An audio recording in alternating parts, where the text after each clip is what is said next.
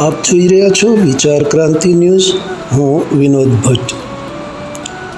ડાકોર ફાગણી મહોત્સવ નિમિત્તે યોજાયેલ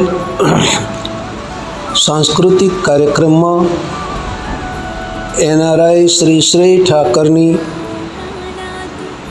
ગાયકીમાં જોવા મળ્યું સંસ્કૃતિનું ભારોભાર દર્શન.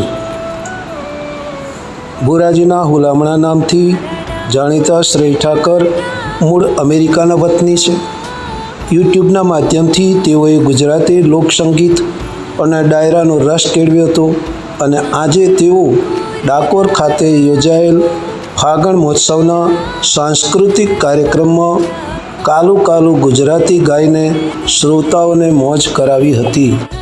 તેઓ શ્રી અમેરિકન હોવા છતાં અને તેમની માતૃભાષા અંગ્રેજી હોવા છતાં પણ ઉમેશ બારોટ સાથે ગુજરાતી ભાષામાં ડાકોરના ઠાકોર આઈ એમ વેરી સોરી કાના તન ભૂલી ગઈ જોવા લોક